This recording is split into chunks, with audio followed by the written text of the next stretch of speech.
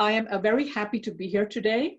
I am very impressed with the number of people who have registered for this talk today.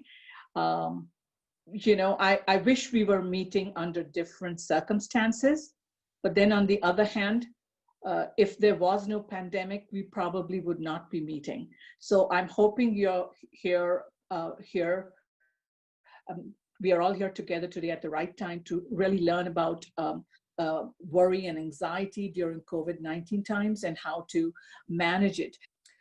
So this is an extraordinary level of uncertainty right now that we are experiencing, and it produces fear, anxiety, and despair, especially during a crisis such as this pandemic, which many of us are experiencing for the very first time in our lifetimes. If you recall, the last time there was a pandemic was over 100 years ago, the influenza in 1918. We have to be even more attentive to our emotional state, which is currently infused with danger and uncertainty as our lives and livelihood are impacted. I want all of you to take a moment to acknowledge whatever you are feeling and to rest assured that there is no right or wrong way to have these emotional reactions. Did you know that at the end, in the last week of March, the Kaiser Family Foundation conducted a national poll of everyday Americans, and the results were startling. This was just a short 5 weeks ago. 45% of Americans, you could just round it up and say almost half of all Americans, said that stress resulting from the pandemic was having a negative impact on their mental health. 45% of all Americans said that. So you are not alone in feeling this worry or this anxiety. Next slide. So these are uncertain times. As I said, these are unprecedented times. Everything is changing about our world, from the way we interact with each other and the way our livelihoods have been impacted. We have lost that sense of what's normal. What's our sense of safety? Many of us fear illness and death, especially if we are in that vulnerable group of individuals. Fear of economic loss of our livelihoods is huge. Do you know that 30 million Americans have lost their jobs?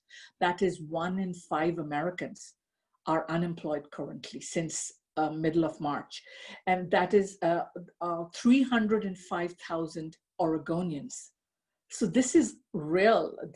This fear is real. There's also the loss of the sense of connection we had either to our team at work, to our family, and to our neighbors and friends. Next slide. So it's very clear that we all are fearful and anxious. Our bodies are on high alert as we kind of navigate this whole new normal, which is the COVID-19 pandemic. Next slide. So what are we afraid of? We are afraid of falling ill and dying. You just heard yesterday the new projections for deaths from COVID-19. By August of this year, there'll be 135,000 Americans who will have died by COVID-19.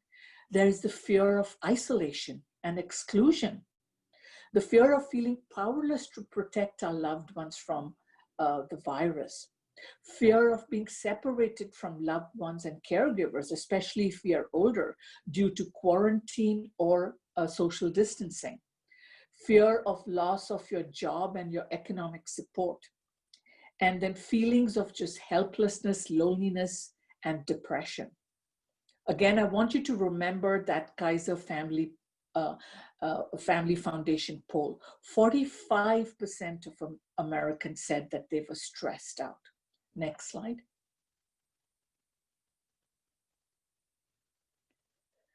We know for a fact that during times of national crisis and disaster, there's an uptick in stress, anxiety, and depression.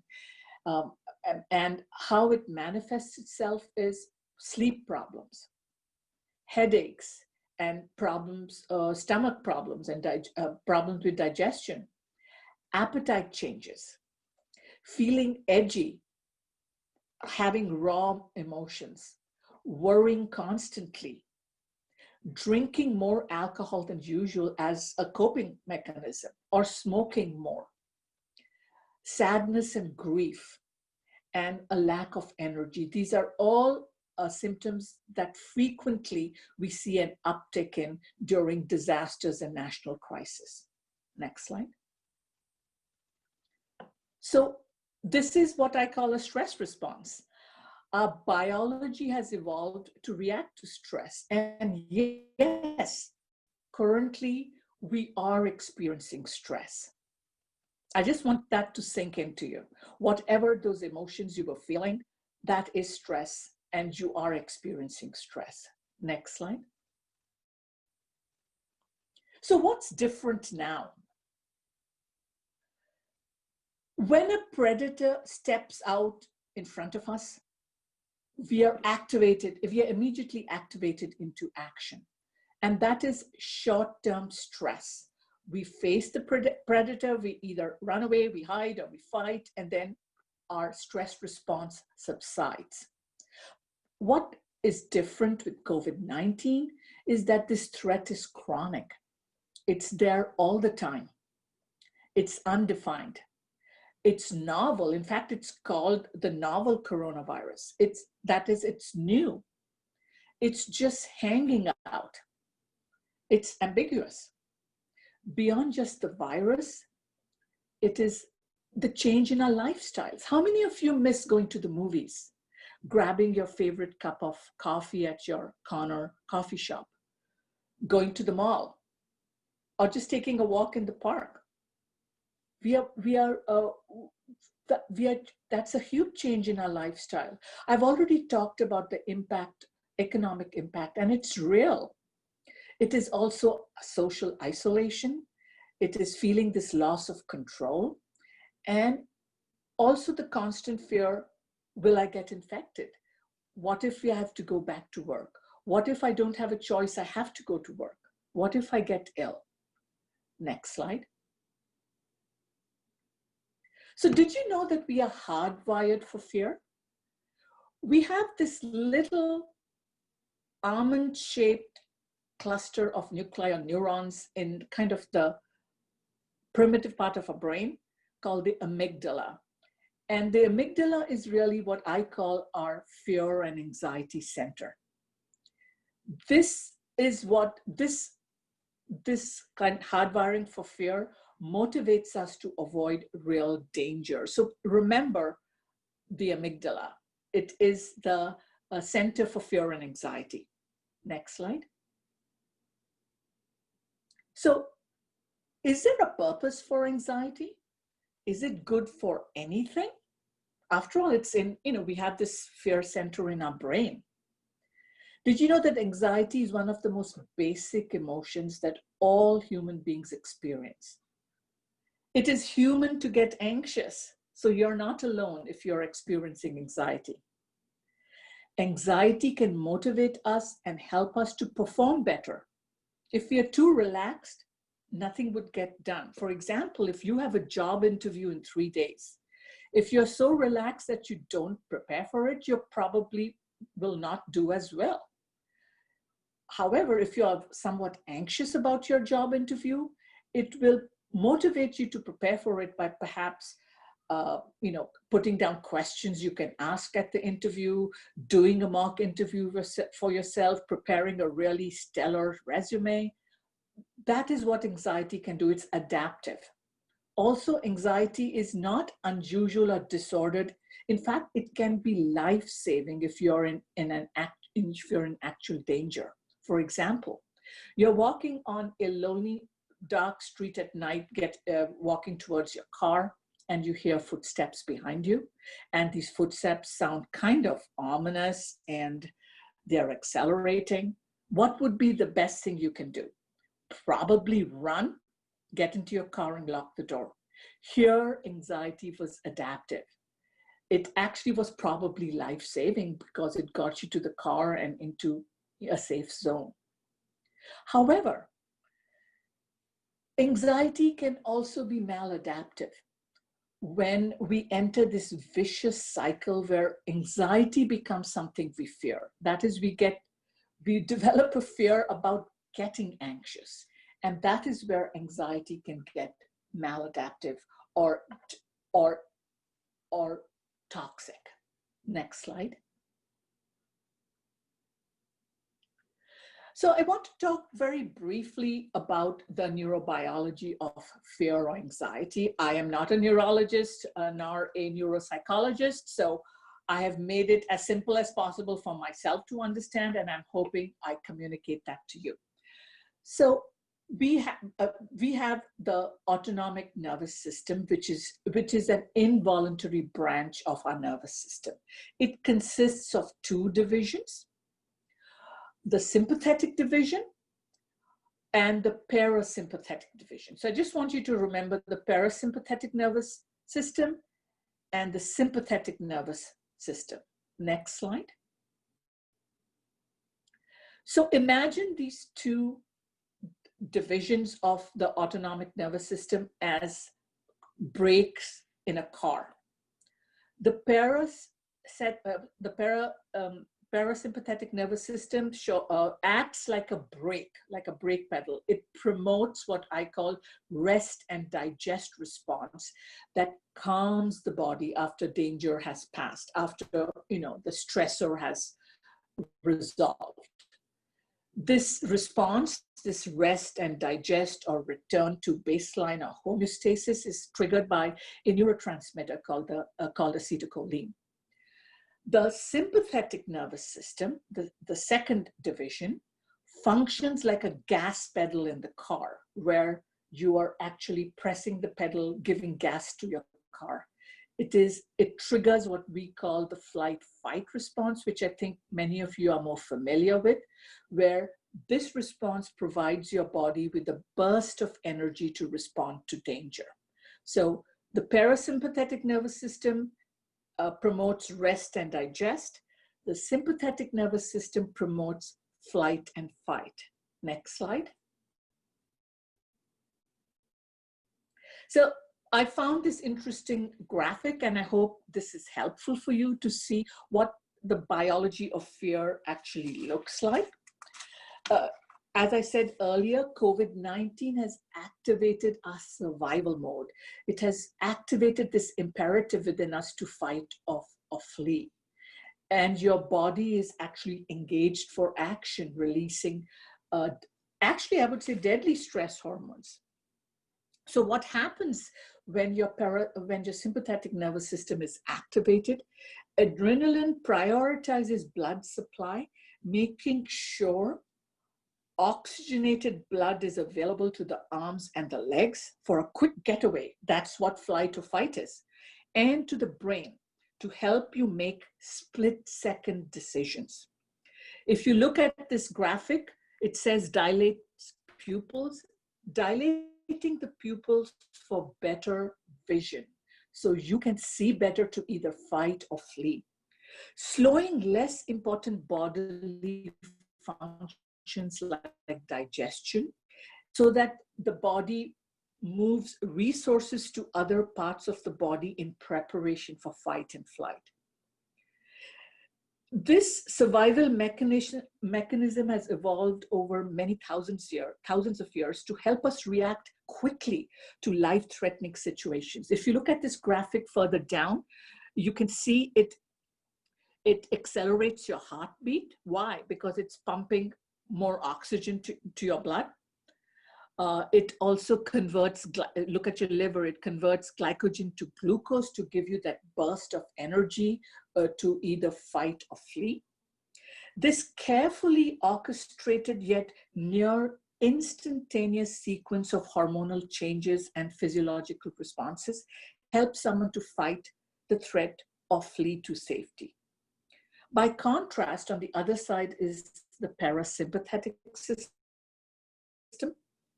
It restores the balance by turning off the stress response. That is the rest and digest response. Next slide.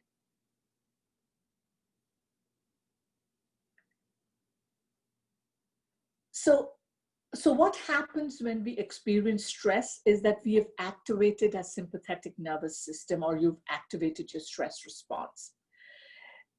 Aside from all what I said, your breathing quickens, your heart rate accelerates. Many people often mistake this thumping in your chest as having, chest pain, and having really some kind of a cardiac event.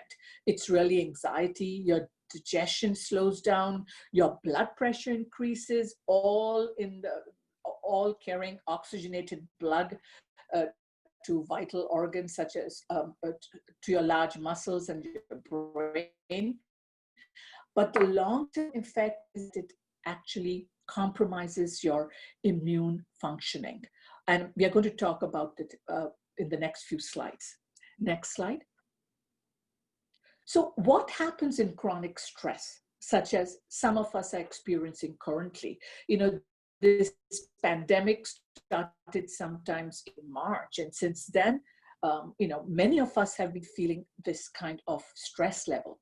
When stress is chronic, guess what? Our sleep is disturbed.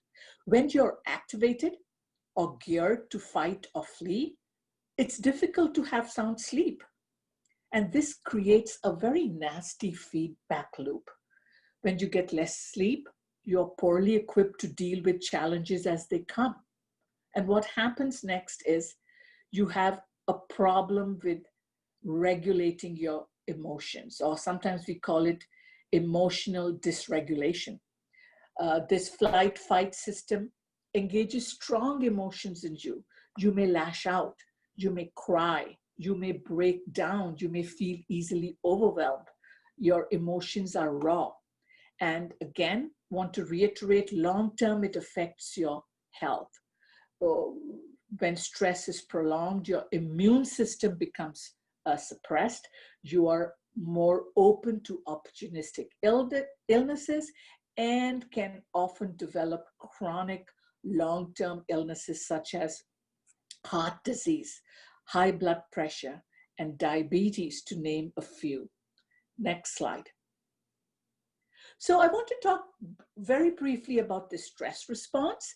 This was work done by this Hungarian endocrinologist who immigrated to Canada, and he developed this theory about the stress response, Hans Selye. It's a very, his work is quite renowned, and his work was done in the lab with rats. And he talks about the three stages of the stress response. The first stage is the alarm stage. The second stage is resistance, and the third stage is exhaustion. And we're going to spend a few minutes on this. Next slide. So he called this syndrome the general adaptation syndrome. The first stage is the alarm stage, where your body experiences those initial symptoms when under stress. I talk about activating the flight-fight response, which has physiological correlates like heart rate increase, that your adrenaline gland releases stress hormones. You receive a boost of adrenaline, which increases your energy. This all prepares you to flee or to fight in a dangerous situation. So this is the alarm reaction stage. Next slide. The second stage is the resistance stage. This comes into play after the initial shock of the stressful event has kind of elapsed, and the body begins to repair itself. Your heart rate and blood pressure begin to normalize, and your body releases lower levels of cortisol, and you eventually reach a pre-stress stage, or kind of your baseline, or what I call homeostasis. Some stressful events, however, continue over extended period of time, and your body kind of adapts to living with a higher stress level. Did you know that individuals in law enforcement, such as police officers, adapt to a stressful, higher stress levels on a daily basis? But guess what is the long-term effect? Law enforcement, people in law enforcement have died 10 years younger. than the general public because of this chronic low-level stress. And signs of resistance stage are more irritability, poor frustration tolerance, poor concentration. You can just fly off the handle very easily when you're under chronic stress. Next slide, please. And the final stage in Hans Selye's general adaptation syndrome was the exhaustion stage, the result of prolonged or chronic stress. This drains you physically, emotionally, and mentally of all your resources to the point where your body can no longer fight stress. Signs include chronic fatigue, burnout, which many of our frontline professionals are experiencing currently, depression, anxiety, decreased stress tolerance, weakened immune systems that put you at risk for many stress-related illnesses. So the final stage is the exhaustion stage. Next slide. I want to just very briefly talk about the HPA axis. For many of you who work in the field of mental health, you may have heard of the HPA axis, especially if your work includes trauma work. This HPA is the system that governs the kind and amount of response the body produces to combat a stressor or a stressing agent, whether it is real or imagined. So what does HPA stand for? So the H is the hypothalamus. This is a bridge between the brain and the endocrine system. So the hypothalamus sends a message to the pituitary gland, which is the P, which is a hormone-producing gland embedded in the base of your skull to release this corticotrophic hormone into the bloodstream. When the pituitary gland releases that hormone, guess what? It signals the adrenaline cortex or the adrenaline glands, which are located above the kidney, to create and release corticoids and other hormone. These are then dispersed to all the places in your body that they are needed to put in the defense of a stressing agent. So please, I would just like you to remember the HPA axis. That is the nuts and bolts of how your whole body reacts to stress in a stressful situation. Next slide. And this is just a nice graphic for you to remember once you will be getting this this PowerPoint presentation to see, to kind of remember what the HPA axis is: the hypothalamus, the pituitary gland, and the adrenal cortex. Next. So what do we do currently? We cannot run away from COVID-19. Our biology is telling us to fight. We need to respect this anxiety system, but we also need to learn to manage and control it. Next slide. So what can you do to manage your anxiety? Next slide. So what is anxiety? So we earlier heard about the neurobiology of anxiety and how COVID-19 pandemic has kind of activated us feeling anxious and fearful and due to uncertainty. Anxiety is the emotional and physical response that happens when our thoughts attach to fear. There are times when fearful thoughts serve us and are adaptive. We talked about it earlier, that anxiety and fear can be adaptive. There are also thoughts that do not serve us. Thoughts that seek or demand that we know the future, that we know with certainty what's going to happen. You know, anxiety by its nature is future-oriented, where you're trying to control the future. Those thoughts do not serve us. And the pandemic has provoked this extreme of uncertainty. Next slide. So what is worry? Worry is a chain of thoughts and images. They are generally negatively emotion laden, and they are relatively uncontrollable.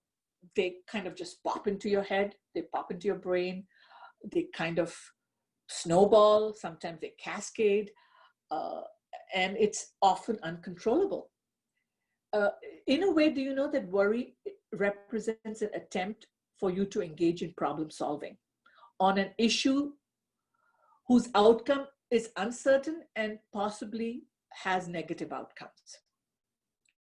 So worry is really a chain of thought. It is a form of thinking about the future in ways that make you feel anxious and apprehensive. How many of you have felt that kind of butterflies in your stomach? Or you feel sick to your stomach?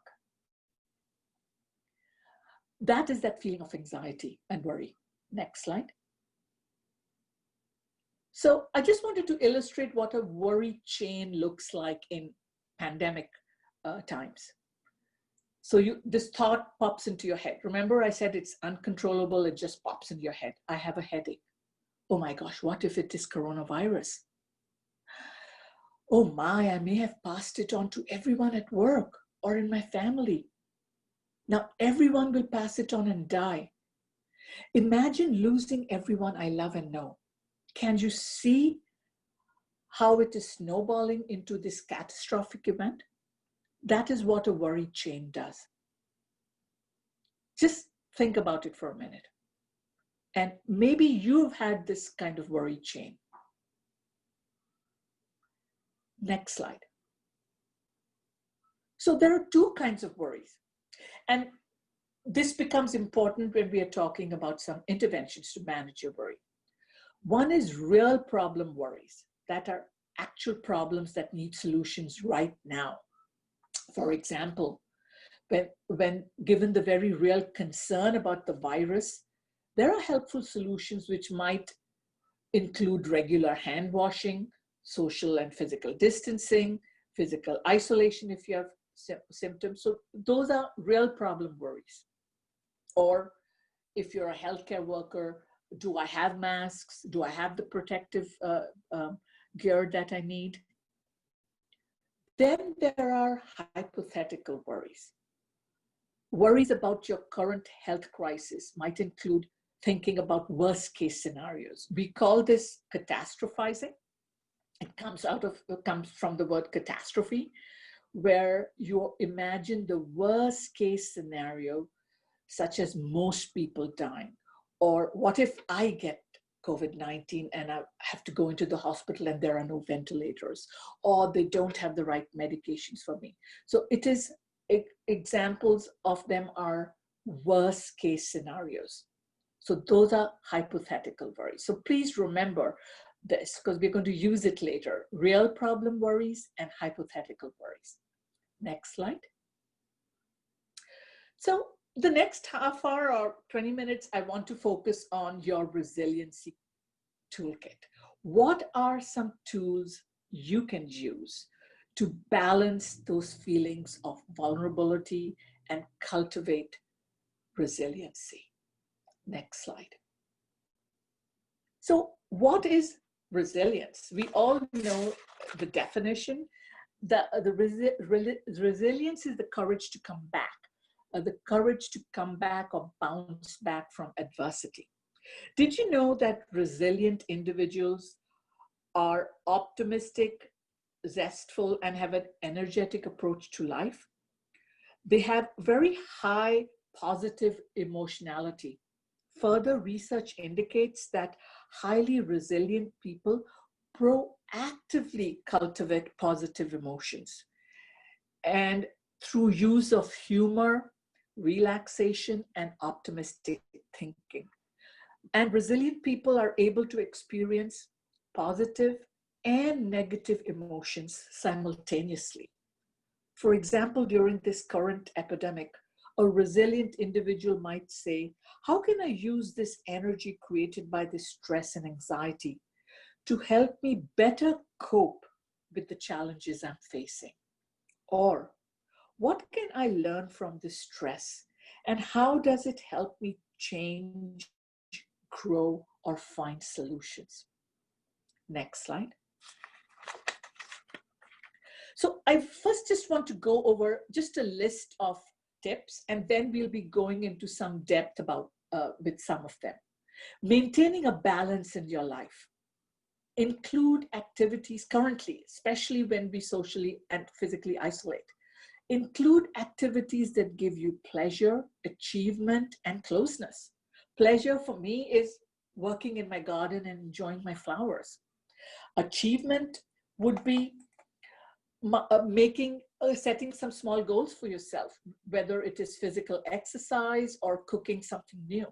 So maintain that balance in your life. Identify whether your worry is a real worry or a hypothetical worry. Remember, I gave you the definitions. Practice postponing your worry. And we're going to talk about worry postponement and worry time a little later. Speak to your worries with compassion. Write down your worries and respond to them in a different way. Practice mindfulness.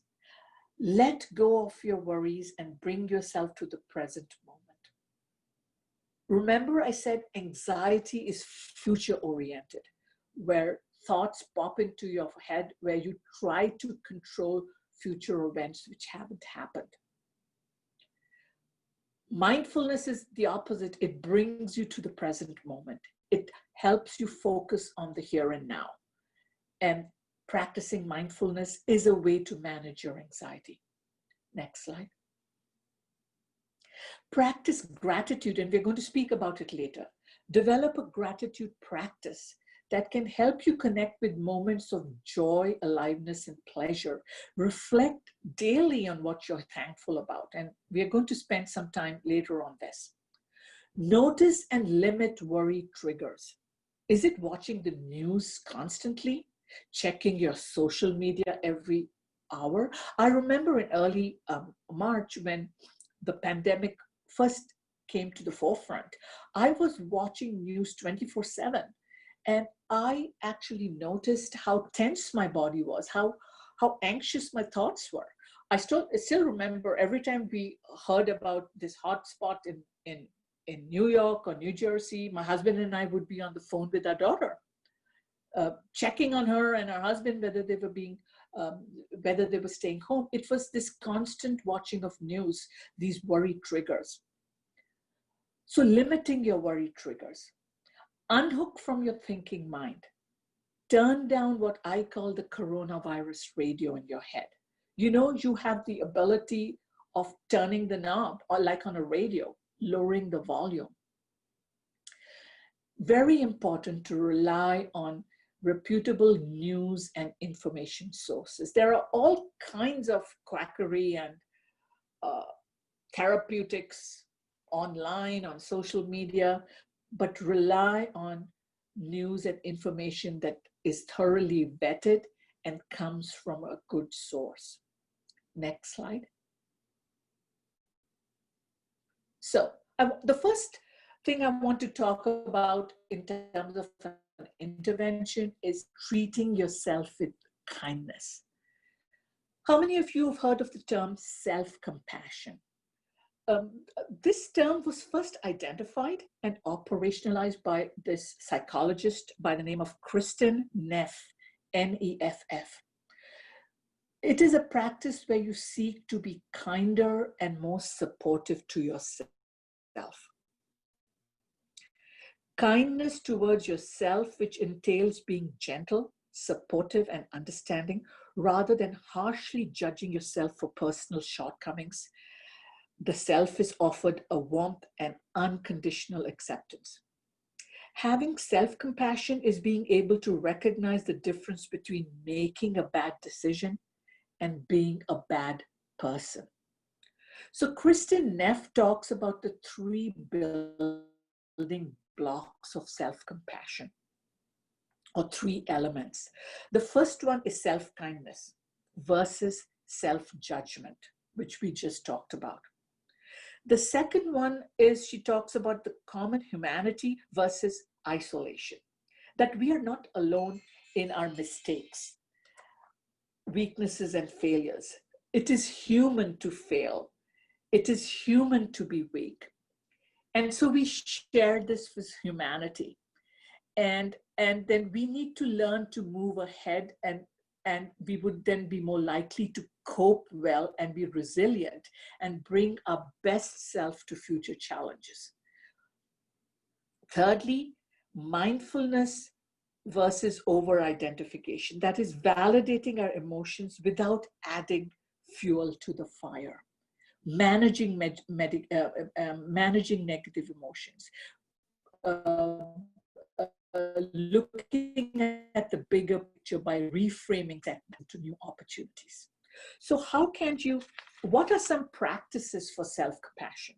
One great practice is writing yourself a letter. Write what a compassionate friend would say to you.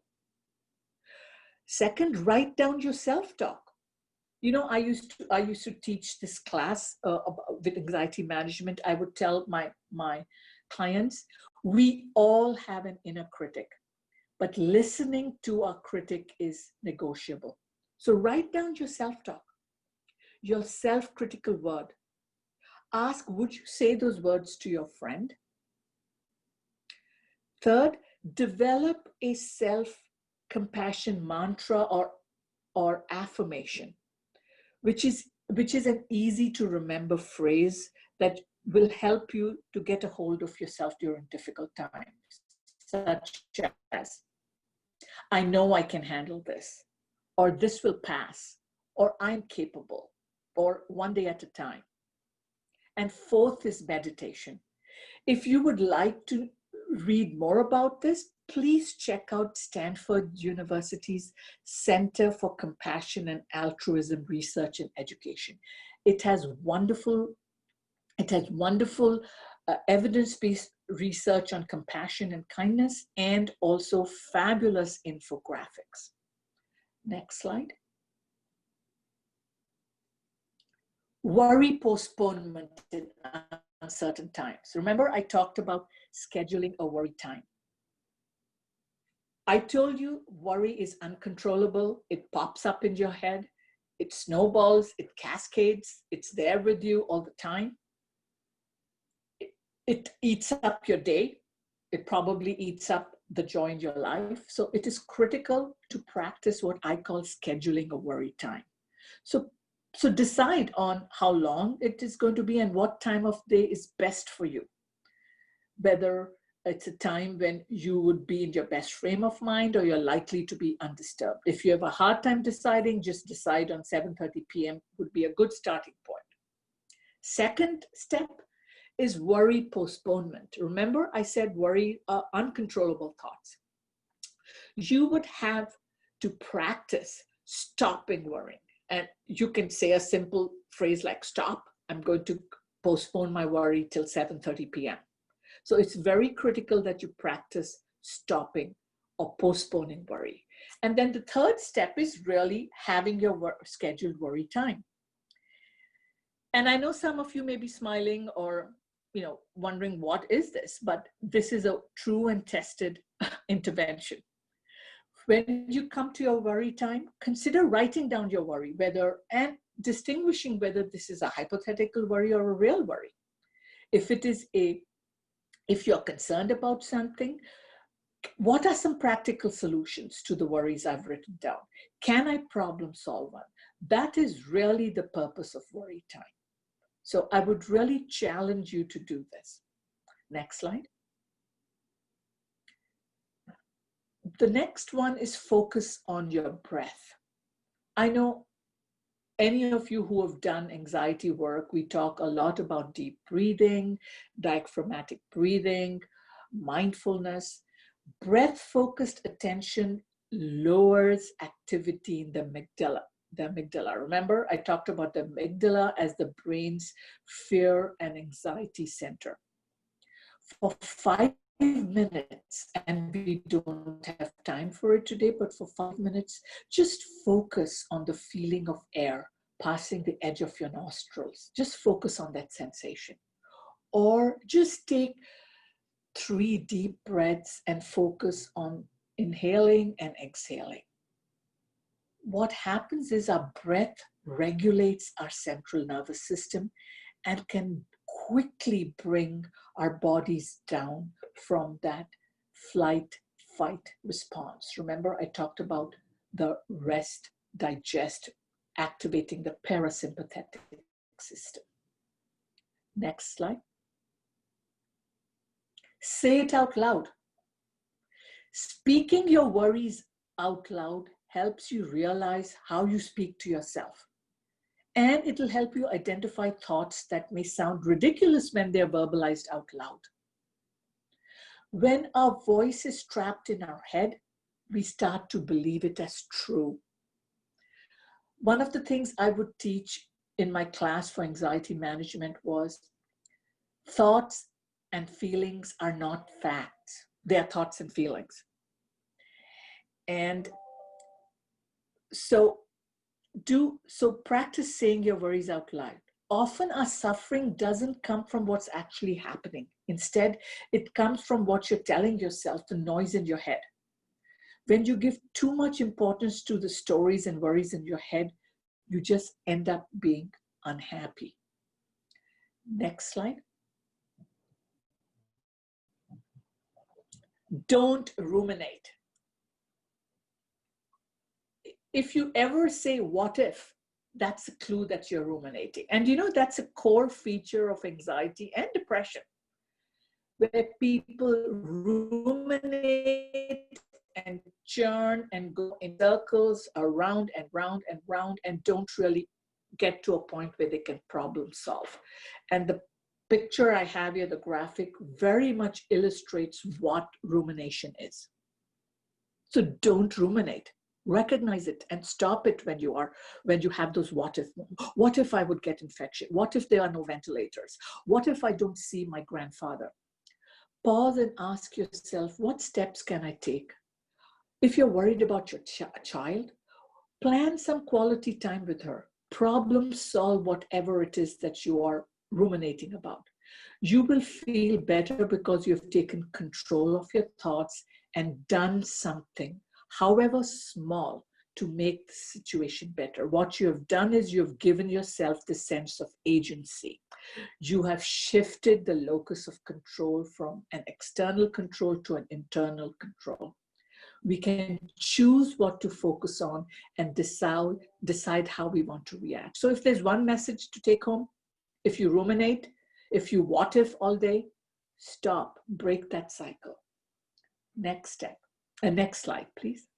Visualize your worries. Focus on your worries and give it a rating of 1 to 10. Picture where the fear is in your body. Is it in your abdomen when you have that feeling of uneasiness, or you feel like you're nauseous or you have butterflies? Is it in your throat where you get a lump? Is it in your chest where it's hurting or your heart is beating rapidly? Then imagine the fear as an object such as a fiery red ball. Now imagine the color of the ball changing. Make it pink instead. Put some fun stripes or polka dots on it. Visualize it changing its size, becoming smaller. Then lift it over your head in your hand and imagine the breeze carrying it away. This allows you to shape your emotions in a positive way. And by the way, this comes out of the acceptance and commitment therapy tradition. So try this. Next slide. I don't know how many of you have heard about acceptance and commitment therapy and how many of you actually practice it, but this is a very famous script which is called Leaves on a Stream, and I'm just going to read it because we don't have time to really spend a great time of it, but I would encourage you to do it. Imagine you're sitting or standing in the middle of a stream. The water is flowing away in front of you. Notice if there's any sound from the running water. Notice if there are trees on the banks of the stream. Now see leaves floating down the stream away from you. They can be any shape color, or size. As the negative thoughts come into your mind, be aware of what the thought is and then place it gently on the leaf. Now watch it float away from down the stream. Do this with each thought as you notice it and for as long as you like until you feel better. As you acknowledge each of your thoughts, you do not need to hang on to them. There is no need to become attached to the thought. Just acknowledge it and then place it on a leaf. By watching it float away, it loses its hold on you and its intensity. I would encourage you to practice this script, leaves on a stream. Next slide. Cultivate resilient attitudes. Change is a challenge and a new opportunity. Think realistically and keep things in perspective. Set goals and plan action steps. Next slide. Ask yourself, what are the actual levels of risk that there are other facts that are important to remember in this situation?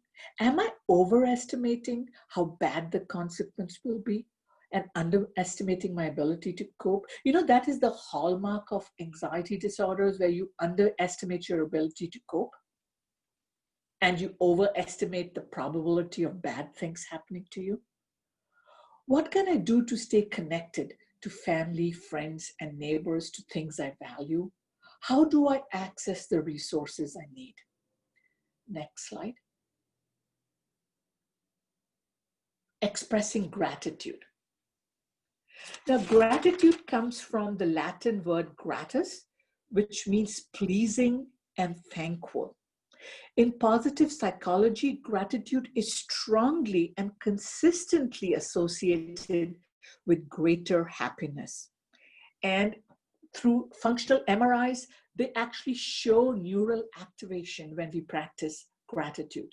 So it is an evidence-based positive activity that can enhance life and make it more satisfying. According to Dr. Martin Siegelman, a leading authority on positive psychology, when we feel gratitude, we benefit from pleasant memories of a positive event in our life. Research shows that engaging in gratitude leads to increase in well-being for the individual expressing the gratitude. Specifically, a gratitude visit can have an immediate fivefold effect on happiness. And I'll tell you what a gratitude visit is. Next slide.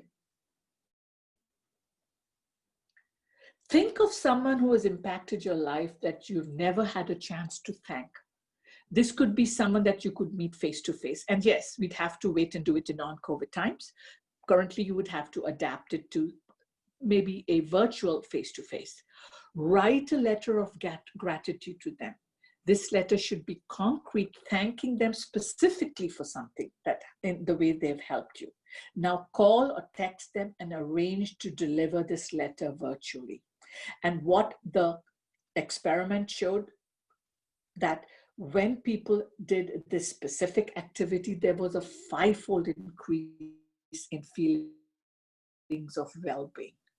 This is a simple activity which we all can do. Next slide. Wonder walk.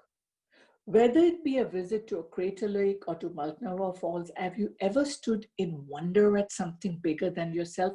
I still remember 20 years later my visit to Yosemite Park, and when I first approached and saw El Capitan, this huge granite rock, it just demanded my respect, and I was in absolute awe and wonder, and all these years later, I still remember it. That wonder or sense of awe is transcendent, helping individuals to transcend the self. In fact, research shows that that feeling can help enhance positive emotions such as generosity and even pro-social behavior. And further, we all know that there are huge benefits for exposure to nature. If you're interested in learning more about this work of the awe experience, check out the work of psychologist Paul Piff. BIFF, and his wonderful article called Awe, the Small Self and Pro-Social Behavior. Next slide. Finding meaning and purpose. For me, this is huge. All the people who know me, know my clinical work, I always talk about meaning and purpose. And I'm here going to be referring to Viktor Frankl. If you have not read his book, if you haven't read his book, please do. Frankl says we can discover meaning in 3 different ways: by purposeful work, by the relationships we cultivate, and by the courage in the face of adversity. He states that suffering ceases to be suffering at the moment it finds meaning. By the way, Viktor Frankl was a survivor of 3 concentration camps where he lost all of his family. He was a young child and then grew up in concentration camps. What he said was he saw endless suffering during his time in concentration camp. He said that the people may not have control of their lives, yet they could choose how they responded to the suffering. He writes, it is the spiritual meaning which cannot be taken away that makes life meaningful and purposeful. Some prisoners responded to suffering with despair or just giving up, but Frankl shares that some found a way to exalt in their suffering due to the meaning and purpose they created. He went on to write his book, Man's Search for Meaning, and creating this, his psychotherapy called logotherapy. And I love this quote of him: those who have a why to live for can bear with almost any how. Next slide.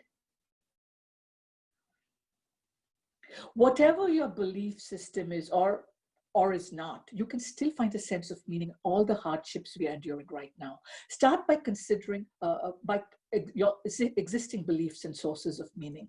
You might believe something like, I can learn something, or God doesn't give us more than we can handle. You might believe that what matters most is how you treat others, or connect to a deep personal sense of value and of family. Once you've connected to your beliefs or sources of meaning, contemplate how they apply in the current circumstances. It's a good time to think about what matters to you most, and then process the current events through that lens. Next slide. Finally, this is also taken from acceptance and commitment therapy. Let your values lead to committed action.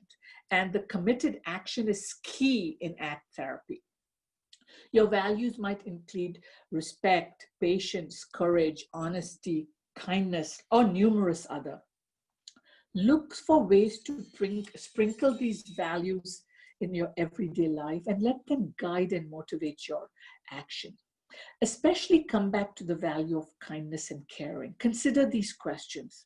What are kind and caring ways you can treat yourself as you go through this crisis? What are kind words you can say to yourself? Kind deeds you can do for yourself? What are kind ways you can treat others who are suffering? What are kind, caring ways of contributing to the well-being of your family, your friends, and your community? Whether it is delivering Meals on Wheels or making a caring call to a senior who is lonely. What can you say and do that will enable you to look back in years to come and feel proud of your response? So letting your values lead you to committed action. Next slide.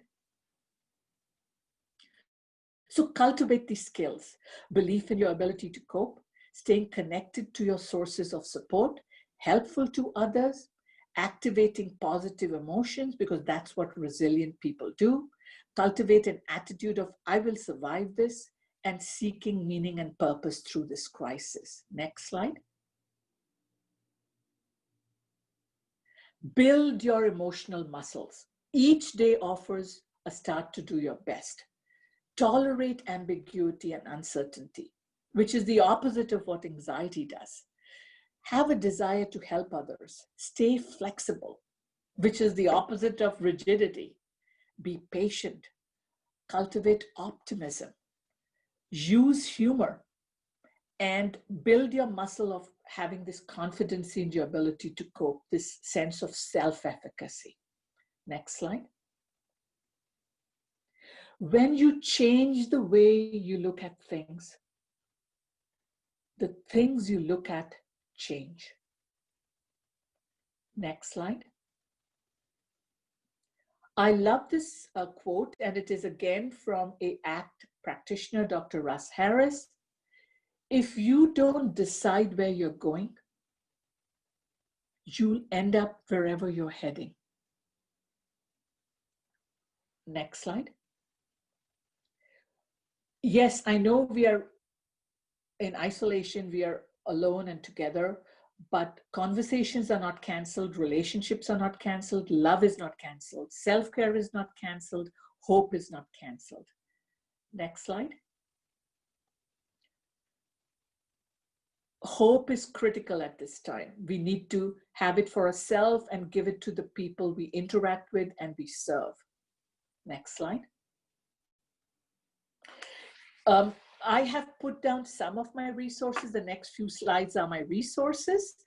But Kelsey, if you can move to the last slide, the thank you slide. I really want to thank all of you for coming today. The pandemic can create an opening for us to emerge from it with a heightened sense of purpose and meaning, and with compassion for the suffering of others. I thank you for attending today. I hope this was helpful. I have left my email in the last slide. If you can just move to the thank you slide, Kelsey.